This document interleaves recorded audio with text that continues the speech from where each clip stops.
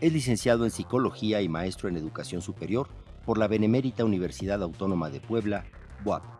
Se ha formado en género, masculinidades, violencia de género en diferentes instituciones de educación superior, como la Universidad Nacional Autónoma de México, la BUAP, la Universidad Iberoamericana Puebla, Flaxo y algunas organizaciones de la sociedad civil, como el Colectivo de Hombres por Relaciones Igualitarias AC, GENDES y el Instituto Joseph Vicent Márquez.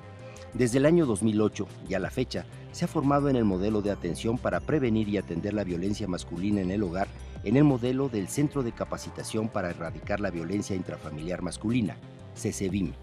Es fundador del Programa de Atención a la Violencia Masculina en Puebla y facilitador de los grupos de reeducación Hombres Trabajando C. Es fundador, productor y conductor del programa de radio por internet Varones en la Intimidad, que se transmite por www.sabersinfin.com. Además, tiene participaciones en diferentes medios de comunicación en el estado de Puebla. Es capacitador, tallerista y conferencista en temas de género, prevención y atención de la violencia masculina y de género.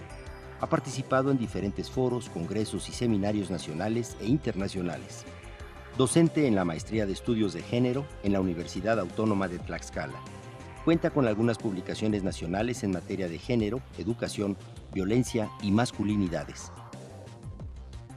Desde 2010 a la fecha, forma parte de la red latinoamericana CCVIM Gendes, Grupos de Trabajos con Hombres. Es integrante del Cómplice por la Equidad de la red Men Engage México-América Latina y asociado académico de la Academia Mexicana de Estudios de Género de los Hombres. ¿Qué sucede con la paternidad hoy en día en nuestra sociedad mexicana? ¿Siguen los padres siendo una figura física y emocionalmente ausente? ¿Siguen siendo los que proveen, los que castigan e imponen? Para hablar de este tema de paternidades, tenemos la presencia del maestro Cirilo Rivera García. Él es psicólogo con una maestría en educación superior y cuenta con una amplia experiencia en temas de género, masculinidades y violencia familiar, entre otros. Bienvenido, maestro. Es un placer. Muchas gracias a ustedes, al Instituto Politécnico Nacional, al Instituto Nacional de las Mujeres, pues sobre todo como abrir esos espacios de reflexión. De repente hablar de las paternidades desde los hombres heterosexuales, tendríamos que hablar desde lo plural, lo diverso, tendríamos que plantearnos cómo llegamos a la paternidad, pero también tiene que ver con de dónde viene la discusión, porque no es nada más los hombres nos sentamos y dijimos ahora hagamos una reflexión. Me parece que la presentación que se va a ir generando entre la charla nos va a permitir como identificar que los hombres han pasado por un proceso. No sé si hasta dónde hemos cambiado, pero sí cómo y a dónde queremos ir. Entonces vamos a ir con la siguiente diapositiva. Primero entender y comprender que los hombres llegamos a la agenda pública por las mujeres, ¿no? El feminismo vino y trastocó el tema del sistema patriarcal y cómo los hombres no nos habíamos puesto como una situación en la cual impactamos en la vida de las mujeres. La Conferencia Internacional de Población y Desarrollo en el Cairo habla de 3 elementos importantes en el tema de los hombres. La primera, la salud sexual y reproductiva, porque los hombres no estábamos asumiendo ese papel, el tema de la igualdad de género y los hombres en su función social y familiar, es decir, la paternidad. Entonces ahí en el Cairo se pone como este primer antecedente de los hombres en la agenda pública. El tema de las paternidades, el tema de la salud reproductiva, porque recordemos que venían una serie de eventos muy importantes en el tema del Plan de Acción de Igualdad de las Mujeres desde la primera Conferencia Mundial de las Mujeres en México en el 75, y posteriormente venían como matices de decir, bueno, ¿y qué pasa con estos hombres? Posteriormente, en 1995, un año después, en la Cuarta Conferencia Internacional de las Mujeres en Beijing, pues hablan también de la participación de los hombres en igualdad, ¿no? Pero no solamente en condiciones laborales, sino también se empezó a trastocar el tema de lo doméstico, de lo familiar, con el tema de la violencia contra las mujeres. Es decir, llegamos a la agenda pública porque las mujeres lo pusieron ahí. Y eso habla de cómo muchos en el tema de género, los hombres venimos del feminismo. Y si no trabajamos masculinidades en reconocer 2 elementos, derechos humanos y feminismo, me parece que estaríamos como navegando nuevamente sin una brújula clara. Entonces, esto nos permite entender que los hombres en la agenda pública tenemos un papel importante. Y bueno, y como las políticas públicas actuales empiezan a demandar una serie de elementos que tienen que ver con este trastocar del sistema o la identidad masculina, como ser proveedores. ¿Y qué más pasa cuando no soy proveedor entonces? Y en la siguiente diapositiva estamos mirando cómo hay una reflexión que necesitamos hacer los hombres, donde cómo hay movimientos sociales, políticos y económicos que trastocan nuestra identidad masculina. Es decir, ¿quién soy yo en el trabajo? ¿Quién soy yo en la educación? ¿Quién soy yo en mis relaciones sociales y familiares más cercanas? Pero también aclarar que el movimiento feminista vino también a hacer como estas alianzas con otros hombres, es decir, que empezaron a darse cuenta que es necesaria la justicia social en esa sociedad, valga la expresión, porque veíamos, como dicen las compañeras, lo personal es político, pero también esas relaciones más cercanas que tenemos los hombres con las mujeres, con los hijos y las hijas, también trastoca el sistema de relaciones de afecto, que era muy poco lo que se estaba revisando. Hay hombres que empiezan a cuestionar sus masculinidades, ¿no? Desde los grupos, desde educación popular, desde el tema académico también, pero también sobre todo lo económico. Las diferentes revoluciones, ¿no? Industrial, política, ¿no? Y política hablo de toma de decisiones, cómo los hombres empiezan a decir, híjole, pues si yo no soy jefe y ahora voy a tener de jefa a una mujer, pues ¿qué va a pasar conmigo? ¿Cómo van a virar otros hombres? También ha pasado algo muy importante. Se ha dicho que las relaciones de pareja han cambiado. Sin embargo, la reflexión es, cambió mi relación de pareja, pero no sé si cambió mi mente, dicen algunos hombres. Es decir, ¿ya me quité el chip patriarcal? ¿O sigo, pues sí, es cierto, yo doy permiso que mi pareja trabaje, ¿no? Porque es parte de un discurso? O dicen, a mí yo no tengo conflicto con que mi pareja trabaje, pero como hablamos de igualdad, entonces ella también que aporte su 50%. Pero, ¿cómo? Miramos solamente la relación de la dinámica en cuestiones económicas, pero no en las cuestiones de roles reproductivos. Es decir, las mujeres que trabajan fuera de casa, dentro de casa, que están cuidando a los hijos y a las hijas, y aparte cuando hay mascotas, a la mascota, etcétera, ¿no? Es decir, cómo también los hombres empiezan a cuestionar cómo se están relacionando con las mujeres desde esta perspectiva. Y el modelo proveedor es impresionante, porque yo recuerdo una anécdota de en el grupo de hombres en Puebla. Decía alguien, ¿sabes qué? Pues me quedé sin trabajo. Y entonces todos los compañeros como tratando de decir, no te nos caigas, ¿no? Porque si no, pues es feo. Cuando este compañero dice, ¿qué crees? Hice un trabajo y me pagaron, dice uno de ellos, dice como que ya te regresó la insignia. Es decir, ¿cómo como hombre ya volviste a responder porque económicamente eres productivo, reproductivo? Pero además el modelo económico en los hombres nos posiciona. Si no lo vemos en las imágenes de una tienda departamental, ¿no? ¿Quiénes son los hombres que vemos? ¿Quiénes son los hombres que consumen? ¿Quiénes son los hombres que tienen? Porque son proveedores, proveen, pero además esta identidad para algunos hombres es el ejercicio de ser proveedor, es el que domina dentro de casa las relaciones sociales y familiares. Es decir, el que dice, el que paga, manda, y es un código muy establecido en muchos hombres. Es decir, si yo trabajo, pues entonces yo mando cómo se van a hacer las cosas en mi casa. Y me parece que también hay que revisar qué pasa con el tema de la migración, ¿no? Cómo los cambios sociales, culturales, políticos y económicos de nuestro país, pues llevan a muchos hombres a salir de sus comunidades, ¿no? No pensemos solamente en la cuestión de migrar hacia Estados Unidos, sino simplemente de una comunidad a una ciudad. ¿Qué implica para los hombres salir de una comunidad para trabajar, ya sea como albañiles, en la parte de la construcción, en la venta de sus hortalizas, etcétera? Cómo este proceso también transforma las relaciones sociales. Y si yo soy papá, ¿cuál es la imagen que tengo, ¿no? de mí mismo con relación a mis hijos, a mis hijas y con mis familias? Entonces, me parece que vale la pena estas reflexiones. ¿Será que todos los hombres que son papás están en la misma condición? ¿Será que todos los hombres que están en una situación de migración, qué hacen con ello? Porque yo recuerdo en la Mixteca poblana esta dinámica que no solamente creo que se dé ahí, pero lo más cercano fue cómo los hombres migrantes en Estados Unidos regresaban, ¿no? Embarazaban a sus parejas, decían ellos, porque eso era un signo de fidelidad. Es decir, me regreso, pero ya sé que el chamaco va a ser mío. Entonces, ¿cómo se vuelve como un depósito? Se cosifica el cuerpo de las mujeres a partir de un fenómeno migratorio. Mi relación con mi pareja, pero además una paternidad, ¿no? de larga distancia, ¿no? Y esto fue muy interesante también encontrarme una comunidad muy cercana al municipio de Puebla, en donde decían, si el niño o la niña tenía una actividad en la escuela y se necesitaba una cooperación, la pareja tenía que hablarle al esposo para decirle, oye, ¿estás de acuerdo o no?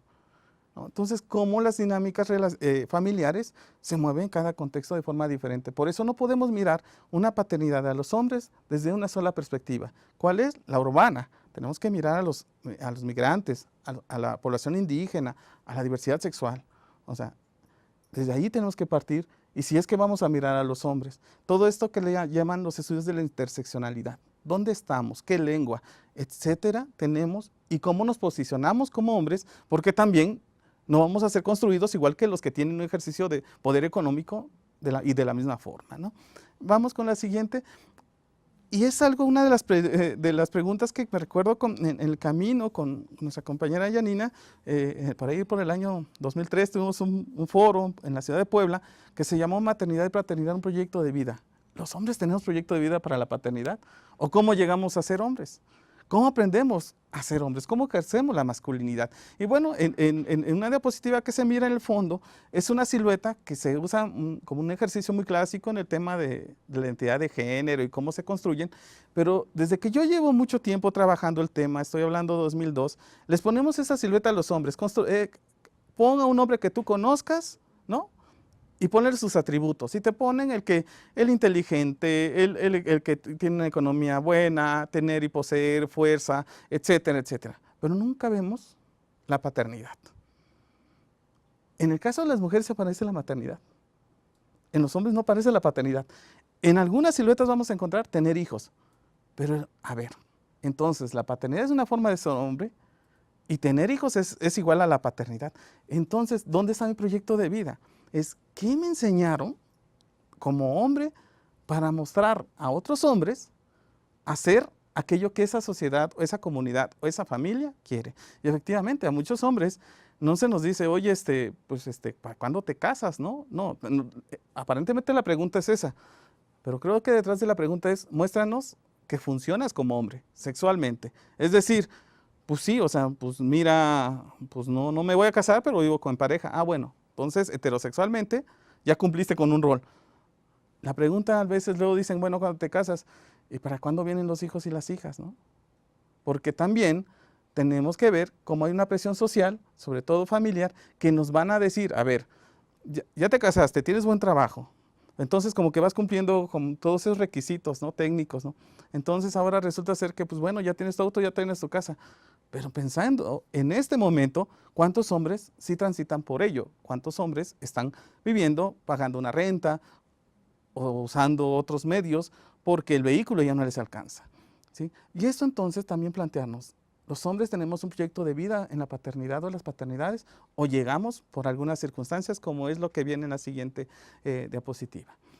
Y es ahí donde le llamo yo los caminos de la vida, ¿no? Y un poquito generando la analogía de esta canción, ¿no? De los caminos de la vida no son como yo pensaba, y las paternidades parecen que nos puede pasar lo mismo, no digo, ¿no? Cada papá tendrá ahí su reflexión. ¿Planeamos mi paternidad? ¿O cómo llegué a la paternidad? ¿No? Y aquí viene la pregunta que yo decía hace rato. ¿Es lo mismo tener hijos que ser papá? Porque digo, si vemos como categoría de análisis algunos artistas del medio del espectáculo, pues tienen hijos por acá, hijos por allá, o hijas, ¿no? Y entonces pues dice que con todos puede. Entonces, ¿qué tipos de paternidades se están generando? Y entonces hablamos de una doble moral, ¿no? ¿Sí? Decía por ahí el padre Beto de Catolicadas, ¿no? En esta sociedad de tanta moral que hasta tenemos doble. Entonces, ¿cómo usamos, ¿no? El tema de la moral en función de la masculinidad? Entonces, yo recuerdo unos trabajos que tuvo Coriaga en su momento, Salud y Género, y decían, ¿cómo se llega a la paternidad? Y eso es por sorpresa. En México, parece ser que, esto estamos hablando a principios de los 90, ¿no? Pero si vemos las encuestas, la encuesta nacional de la juventud, ¿cuántos chavos usan preservativo en su primera relación sexual? Pues no. ¿Por qué? Porque pues, a donde se pueda y como se pueda, ¿no? Porque el derecho a decidir sobre mi sexualidad, pues es legítima para mí como para hombres, pero no para las chicas, ¿no? Entonces, pues llego para la paternidad por sorpresa. ¿Qué crees? Pues ya vas a ser papá, ¿no? Y muchos hombres dicen, pues así llegué a la paternidad, yo no me la esperaba, ¿no? y olvidemos las otras condiciones por las cuales se dan, o por esto que se le llamó en su momento la violación por confianza, es decir, pues es mi novia, o es una chica que yo conozco, pues la obligo en el nombre del amor, ¿no? La seduzco para tener relaciones sexuales y ya nos embarazamos, ¿no? Esta palabra de nos embarazamos genera mucho ruido. Pues sí, pero las mujeres llevan el proceso. Sí, pero los hombres también podemos decidir o no seguir en este proceso del embarazo. Y es lo que también le llamamos, ¿qué pasa con estas paternidades que abortan simbólicamente? Es decir, yo sé que tengo un hijo, una hija, y me desaparezco de la faz de la tierra. Entonces la paternidad también se llega por sorpresa, ¿no? La otra por la presión familiar y social. Mi hijo, ¿cuándo tienes para el chamaco? Ya tienes el primero y resulta que ya te están pidiendo el segundo, ¿no? Como pensando que vivimos en la década donde había una serie de recursos económicos y familiares. Pero en las comunidades decían algunos hombres, pues me dice, si mi mamá pudo con 4, ¿yo por qué no voy a poder con 3, no? Vean, pero la relación era la madre, no era el padre. Entonces, ¿cómo los hombres seguimos mirando a las mujeres como este sistema que nos va a apoyar para la educación de los hijos y de las hijas? Y te voy a compartir una anécdota muy buena. Digo muy buena porque un buen amigo Gabriel de Puebla, cuando tenía a su hijo pequeño, ¿no? Gabrielito, de 4 o 5 años, le dijo un día Gabrielito a la mamá, mamá, a mí me gustaría ser mujer. Y la mamá le preguntó, bueno, ¿por qué quieres ser mujer? Para poderme preparar un huevo. ¿Cuál es el referente que tiene este pequeño? Que solamente las mujeres hacen el trabajo doméstico. Entonces él decía, ¿cómo también en eso llegaba un discurso donde, bueno, ¿y qué pasa? ¿Por qué no tuviste una hija? ¿No? Para que cumpliera ese rol. Entonces, la paternidad también viene con una presión familiar y social por el poder ser hombre y que además podamos, ¿no? Es decir, en los hombres va a aparecer algo. Muéstrame que eres hombre. ¿Y cómo te demuestro que soy hombre? Pues teniendo hijos. Y entonces dicen, ya es papá, entonces ya como que ya pasó del otro plano, ¿no? Pero también hay otro elemento, me parece muy sano y muy rico, que se han replanteado los compañeros desde las masculinidades. Ser papá por el placer de ser papá. Lo planeamos junto con la pareja y yo, decidimos, y entonces construimos nuevas formas de relacionarnos. Y bueno, los programas que tienen, por ejemplo, esta iniciativa en el Politécnico Nacional de decir, bueno, pues sí tengo una licencia, pero esa licencia es para disfrutar mi paternidad, ¿no? Que sea de vacaciones, ¿no? Que sea una oportunidad de gozar, de compartir con la pareja para poder construir relaciones sanas, nutritivas, justas y sobre todo generar algo que tiene que ver mucho con nosotros, la confianza. Decía uno de mis amigos cuando tuvo a su segundo hijo, varón, le digo, oye, ¿qué onda? ¿Por qué te saliste del trabajo? ¿No? Yo pensando, digo, te iba muy bien económicamente, ojo, según yo bien sensible, mira. Y me decía, ¿sabes qué? Es que yo cuando vi a mi hijo cuando nació, era un desconocido para mí. Yo sabía que era mi hijo, pero lo que yo dije, yo no quiero que me pase como con el grande, que él no tuve la oportunidad de vivir con él. Entonces lo veía los fines de semana por las cuestiones laborales. Y yo quiero disfrutar de otra forma de ser papá. Cómo sí se puede reorientar en nuestro sistema de cómo aprendimos a ser hombres a cómo queremos ser papás. Y por supuesto, ser papá no es fácil. Cada quien hace lo mejor que puede. Pero si tengo más información, pues por supuesto que voy a poder y generar mayor recursos, sobre todo de afecto. En esa imagen que se ve fue en Zacatlán y empezaron a hablar estos hombres de qué tan fácil es ser papá o qué tan difícil es ser papá. Y algo que decían, no, pues lo que no me gusta de ser papá a veces es que me enojo con mi hijo, ¿no? O me enojo con mi hija. Eso no me gusta hacer el logro. Entonces, qué interesante que los hombres vayamos develando qué sí nos gusta y qué no nos gusta, porque también tiene que ver con estos procesos en los cuales aprendemos.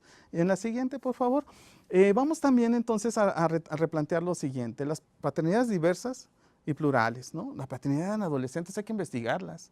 Me parece ser que hay que revisar cómo están llegando, qué está generando, qué cambios se están produciendo. Hay hombres que le entran al trabajo doméstico, ¿no? O solamente dicen, pues soy papá y lo presumo los domingos para que salga en la foto del cartel, ¿no? Y digan, mira, ya cambió la paternidad, ¿no? O hay hombres que le ponen la playera del equipo, ¿no? Y entonces van generando estas identidades, pues interesantes, pues, pero no sé, de afectos, ¿no? Las paternidades indígenas, cómo se están configurando, ¿no? O reconfigurando, hay que revisar qué está pasando con todos estos procesos.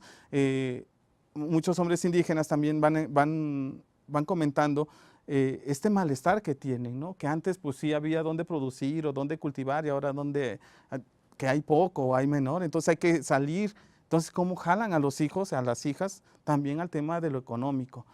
Las paternidades del mismo sexo, me parece que es un análisis que se tiene que hacer, ¿no? Podemos no estar de acuerdo, pero eso tiene que ver con los derechos humanos y eso sí no lo podemos violentar. Entonces, también replantear cómo las paternidades no solamente es desde una perspectiva heterosexual, sino también desde esta diversidad y de esa pluralidad. Y bueno, y vemos ahí en esta imagen un papá, si es un papá, jugando en el campo con su hijo. Es decir, la creatividad y los afectos no tienen un contexto específico, son múltiples en la medida de las posibilidades. Entonces, las paternidades van por este camino, me parece, ¿no? Y son los caminos de la vida. Y bueno, las propuestas que se están haciendo, hay toda una campaña que se llama de la red Men Care, de la red Men Engage, que ustedes pueden observar, entrar a esta página, donde van a encontrar videos, ¿no? Donde ya empiezan a replantearse cosas y elementos muy ricos. Entonces, las primeras propuestas, por lo menos en México y en América Latina, es paternidad responsables cooperativas, que significa el derecho a la ternura y cuidados hacia los hijos y las hijas, ¿no? Es que, oye, mi amor, es que tu hijo ya se hizo, ¿no? Así como, te regreso otra vez tu responsabilidad, ¿no? No, me parece que los papás ya están aprendiendo no solamente a cambiar pañales, ya bañan a sus hijos o a sus hijas, ya están preparando papillas, pero es algo que también toca, ¿no? A ver, porque si no dicen, ay, él ya hace esto, pues sí, pero también es responsabilidad, pues, ¿no? Es como, pongámoslo en un nicho y ya, son las corresponsabilidades que tocan, ¿no? Y yo recuerdo en una de las anécdotas estos procesos donde decían unos amigos, oye, ¿cómo aprendiste a bañarlo? Pues no sé, mi suegra me enseñó. ¿Cómo entonces también hay una transmisión educativa a partir de las mujeres? Que los hombres poco tenemos. Y recuerdo también otra parte que decía uno de mis amigos. Fíjate, dice, cuando perdí el de empleo, pues yo me quedé a cargo de mi hijo, ¿no? Lo llevaba a la escuela, lo bañaba, le preparaba el desayuno. Y ahora que me incorporé otra vez al trabajo asalariado, me dice mi hijo, es que yo extraño mucho eso de ti. Ya me estás abandonando.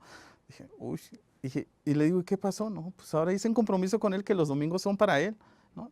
Entonces son los nuevos acuerdos también sobre todo el cuidado. Entonces él dice, pues sabes que llego y reviso su tarea, para que no todo se le quede a la madre o a quien cuida a los hijos, que a veces son los abuelos o las abuelas, jugando un papel también de una paternidad social.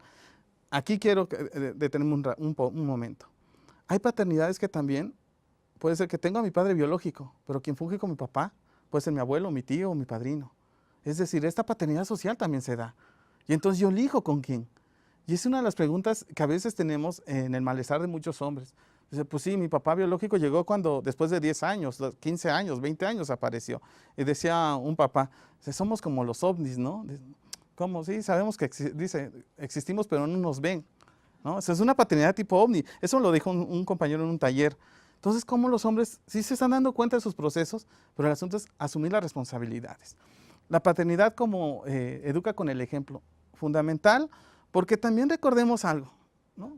El sistema patriarcal ha generado una serie de códigos impresionantes con el cual responsabiliza a las mujeres de muchas cosas. Entre ellos, el clásico discurso es que las mujeres educan a los machos. Esto, a ver, si yo como papá me ausento, yo como papá llego alcoholizado, yo como papá violento a mi pareja, yo como papá, ¿no? O puede ser que no haya un papá biológico, pero está el tío, está el hermano, están otros adultos, hombres, que están educando a este niño o a esta niña. Los hombres también educamos, ¿no? El machismo, somos corresponsables o somos responsables de educar a hombres machistas y a niñas que se sientan vulnerables y por supuesto en esta vulnerabilidad pues más propensos a la violencia doméstica. Por eso los compañeros dicen, cuidado, porque si yo trato bien a mi pareja con igualdad y respeto, le estoy enseñando a mi hijo, varón, que se tiene que tratar a las mujeres sin violencia y a mi hija el valor que tiene por el hecho de ser mujer. Entonces, la paternidad también educa. El trabajo doméstico también es responsabilidad de los hombres, ¿no? Sobre todo en la paternidad, ¿no? No tuvimos un hijo o una hija y entonces te lo deposito, ¿no? Como vaya al departamento de cuidados, ¿no? Y entonces lo dejaré todo a la mamá, dicen algunos hombres. No, me parece que también los hombres cuando se involucran se están dando cuenta cuánto están ganando. Y eso es lo más interesante y lo más rico. Y por supuesto, paternidades que acompañan en las tareas de los hijos y de las hijas. Hay papás que dicen, híjole, es que tu tarea estaba bien difícil, ¿no? Pues sí, estuvo difícil, pero qué rico fue tener estos recuerdos de mi papá que me apoyó con mi tarea, no que me la hizo, que me apoyó, que me orientó, ¿no? Y eso es algo que los pequeñitos sí lo tienen muy presentes, ¿no? Y digo, quienes somos hombres, busquemos ese papá biológico social, ¿no? Que generó este acompañamiento. Y por supuesto, convivir sin violencia como un compromiso desde las paternidades. Sí, que es cierto, no es fácil ser papá, dicen algunos. De repente me enojo, me estreso, me pongo de malas. Pues sí, pero eso no nos da derecho a lastimar a los hijos, a las hijas o a la compañera con quien convivimos. Y en la siguiente, vamos a ver otro papel importante de los hombres en las paternidades, como es la salud sexual y reproductiva. Recordemos que en el Cairo ya se venía hablando de esto. ¿Y cuántas campañas hay para los hombres para la vasectomía? ¿No? Las vemos como por ratitos, ¿no? Pero no hacemos la fila, pues, ¿no? Yo recuerdo, híjole, no tengo el dato preciso, pero recuerdo hace 6, 8 años que más o menos la comparación eran 18 OTBs por una vasectomía en México. Entonces, ¿qué onda con ser papá? Recuerdo hace años, nosotros hicimos un control remoto en Puebla, desde el lugar donde se estaban haciendo las vasectomías, y la pregunta que les decíamos a los hombres era, ¿por qué decidiste hacerte la vasectomía? Unos dicen, pues es que fíjate que mi pareja sufrió en el tercer embarazo y creo que me toca, ¿no? Bueno. Otro decía, pues como mi suegro se la hizo, pues yo también, entonces pues está todo dar, ¿no? Eran casualmente jóvenes entre 25 y 30 años. Y les decía, bueno, pero ya sabes qué pasa. No, pues sí, entonces ya no uso preservativo o condón, ¿no? Y entonces así como con su cara de, pues ya la hicimos, ¿no? Le digo, pues sí, pero tú sabes que esto no te deja de exponer al VIH o una ETS. No lo tenían configurado. Es decir, veían la vasectomía solamente como un tema de no voy a tener hijos e hijas, pero no tenían la otra parte que tiene que ver con las infecciones de transmisión sexual o el VIH. ¿Por qué es importante esto? Muchos hombres migrantes pasaron, sobre todo en la región de Puebla, que estos hombres tenían relaciones sexuales con otros hombres o mujeres, no sabemos, pero llegaban e infectaban a sus parejas en este proceso migratorio o incluso en las zonas urbanas o rurales. Entonces, también la paternidad tiene que ver con cuidados en la salud sexual y reproductiva. Y por supuesto, algo fundamental que lo ha pedido, se ha visto desde Naciones Unidas. Uno, acompañar y participar con la pareja antes, durante y después del parto. Esto ayuda a prevenir la mortalidad materna. Es fundamental. Desde el momento que dicen, ya estamos embarazados, dicen algunos, o ya sabes que mi pareja vamos a tener un hijo o una hija, no sabemos, pues desde el inicio, desde todo el periodo, ¿no? Para ir a ver cómo va. Esto me va acercando, esto va nutriendo. Y eso lo han dicho algunos compañeros que han tenido la oportunidad, sobre todo en hospitales privados. Dicen, no sabes lo que es empezar a darme cuenta, porque entonces viene aquí el tema del afecto, ¿no? Y la pregunta que le decía uno de ellos, oye, pero ¿qué es lo que tú sientes? O sea, miras, si tú pusieras un cuadro y unas luces, como en el teatro, ¿hacia dónde enfocas? Me dice, no, pues es que veo la panza de mi hijo, ¿no? Digo, de mi pareja. ¿Y cómo ves a tu pareja? ¿La pones en qué plano? Y entonces él decía, híjole, no, pues sí la estoy poniendo en segundo plano. Entonces, no, la idea es que la pongas en un proceso paralelo, ¿no? Y él decía, no, pues sí, o sea, como que, decía, cómo los hombres somos bien egoístas, ¿no? Me fijo por el hijo que voy a tener, no por la pareja y el acompañamiento. Entonces, qué tan rico es empezar a plantearnos toda una serie de necesidades, sobre todo para cubrir esto. Recordemos que en México el tema de la mortalidad materna es impresionante. Mujeres en zonas rurales, indígenas, ¿no? O en las mismas ciudades, mujeres que ven violencia doméstica o violencia por parte de sus parejas durante el embarazo. Entonces, creo que ahí hay un papel fundamental en donde si ya tenemos, ya cumplimos el cuarto constitucional de decidir juntos cuántos hijos e hijas tener, pues creo que también la responsabilidad es hacernos la vasectomía. Creo que los hombres es una tarea pendiente ahí. Entonces valía la pena saber cuántos hombres se han decidido hacerse la vasectomía, investigar cuáles son las condiciones, pero también porque es parte de la responsabilidad que hay con la pareja. En la siguiente, hemos hecho unos trabajos en Puebla y hablo mucho de allá por una razón, pues el contexto que más conozco. Pero eso también lo invito a los diferentes lugares a donde llega esto para identificar a qué me comprometo, qué nos comprometemos los hombres en el tema de las paternidades, ¿no? Como explorar. Uno, por muchas razones, si los hombres ya nos dimos cuenta de los impactos que tenemos por la identidad masculina que ejercemos, es decir, si yo soy una persona que ejerce violencia en mi casa, soy una persona que tiene problemas de adicción, soy una persona que soy compulsiva con el trabajo, ¿no? Sabemos que efectivamente hay que llevar dinero a casa, pero pues también el costo de la salud, ¿no? También como hombres, el costo de las relaciones de afecto, pues me parece que hay que hacer compromisos. Y cuando los hombres empezamos a darnos cuenta que sí podemos generarlos porque tenemos mucho que ganar, ¿no? Pues vamos a empezar con un primer compromiso que es el derecho a convivir con el hijo o la hija también sin violencia. Es algo fundamental. Hace tiempo se habló mucho de los límites y de la educación y que hay que dejarlo libre. Me parece que la libertad va en la medida en cómo establezco las relaciones con mi hijo o mi hija, no hay más, ¿no? Pero también dicen, es que, ¿sabes qué? El problema es, ahora que vemos el tema del acoso, el acoso, la violencia entre pares, ¿no? Conocida como bullying, es cómo entonces estoy educando como varón a mis hijos varones. Uno, o los pongo en una situación de no digas nada, o haz todo lo contrario, ¿no? Súmate al grupo de violencia. Me parece que cuando los hombres educamos a otros menores, y digo educamos porque no es que los llevamos a la escuela, sino desde la relación, en cómo establezco mis acuerdos, vamos generando cambios. Entonces, si un chico aprende que la violencia genera un daño, no solamente para otras personas, sino para consigo mismo, me parece que los cambios van generando nuevas formas y nuevas reflexiones.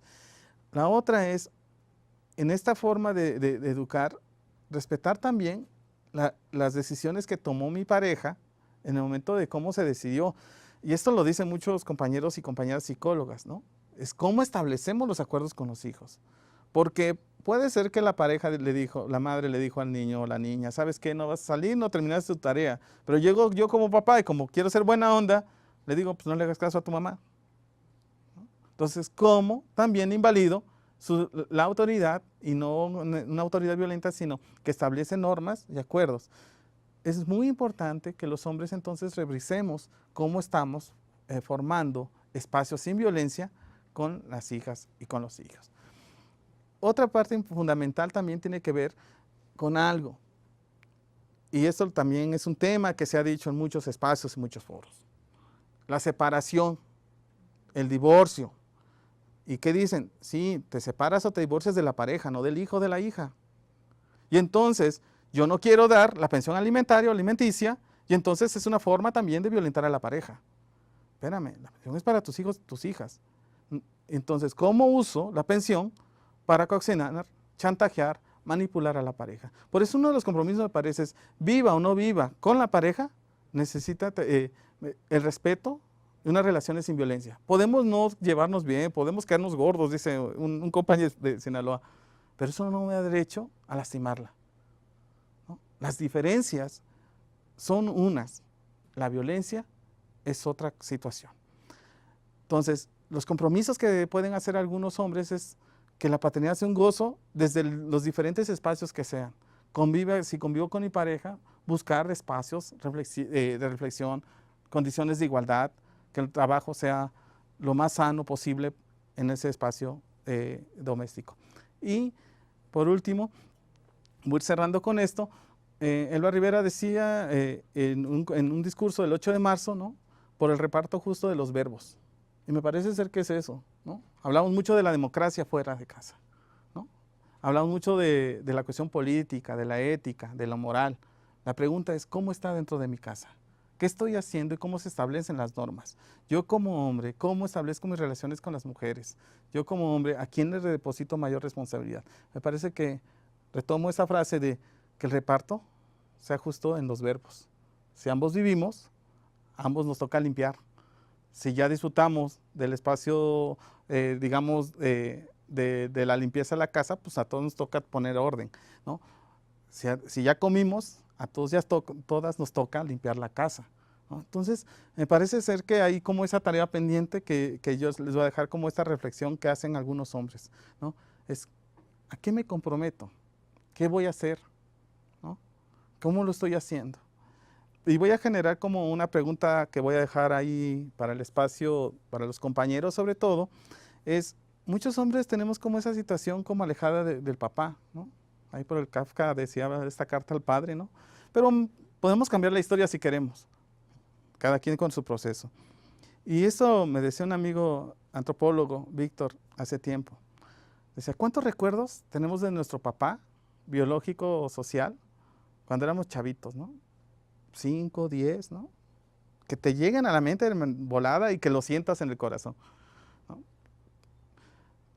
Pasa el tiempo y ¿cuántos recuerdos agradables tienes de tu papá? Otros 10, 15, ¿no? Que los recuerdes netamente, ¿no? Bueno, ahora que eres papá, ¿no? Quienes son papás, ¿cuántos recuerdos crees que tenga tu hijo o tu hija de ti en este momento, ¿no? Entonces la paternidad es una tarea del diario, que no esperemos a que cumpla 15, 10, 20 años el hijo o la hija para poder depositarle la relación de afecto, la ternura, el gozo. Entonces, creo que las reflexiones de las paternidades tendríamos que hacerlas amplias. Creo que el esfuerzo, que el trabajo que han hecho las mujeres porque los hombres estén ahí, híjole, es sumamente relevante, pero también es una tarea que los hombres empezamos a reunirnos, a hablar de las paternidades, ¿no? Hablar de esto tan rico que dicen algunos hombres, oye, ¿dónde le compraste los pañales? ¿No? Oye, ya se le cayó el primer diente, ¿no? Y empezar a contar estas anécdotas que pocos hombres hacen, ¿no? Y quienes lo están haciendo es sumarse a mirar que hay otras formas de ser hombres, hay otras formas de ser papá y sobre todo construir el derecho a la ternura. Creo que es una tarea fundamental y el respeto y a convivir sin violencia. Creo que esos son como los retos y los pendientes que hay que seguir nutriendo. Me parece que desde las iniciativas que se tienen, donde están las licencias de paternidades, tener como ese cuidado, que la licencia de paternidad no sea sinónimo de vacaciones. Creo que es sumamente los retos. Hay espacios donde los hombres pueden ir a hablar sobre el tema de su enojo, de su molestia, de su malestar. Y hay espacios en México, ¿no? Hay espacios en donde de repente hay pláticas sobre el tema de la igualdad, de la equidad. Pues también nos toca a los hombres, ¿no? No solamente es un asunto de las mujeres. Entonces, y recuerdo esta parte de un taller que nos invitaron algunas compañeras, ¿no? Decían, oye, pero pues a las mujeres le están empoderando y a nosotros ¿para cuándo, no? Yo dije, ¿cómo se lo digo a este compañero? Porque pues tampoco es un rollo de ven, te voy a educar, ¿no? Dije, y le digo, pues no sé, le digo, yo no tengo una respuesta si los hombres cómo nos vamos a empoderar, pero te voy a decir algo. Creo que nos falta como el tema de la vida emocional, ¿no? Como lo tenemos pendiente. Y si los hombres más que usar el tema del poder, usamos el tema de nutrirnos, de construirnos, pues podemos ser tiernos con los hijos o las hijas, podemos ser respetuosos con las mujeres, respetarlas, dejar de cosificarlas, valorar el trabajo que hacen dentro y fuera de la casa. Yo creo que ya empezamos a hacer algo distinto. No sé si eso sea empoderar, le digo, pero lo que sí puedo ver es que podemos hacer otras relaciones. Entonces, por ahí están, que la paternidad sea padre, que la paternidad en los caminos de la vida sí sean desde esta vida emocional. Creo que hay que apostarle por ahí con los hombres.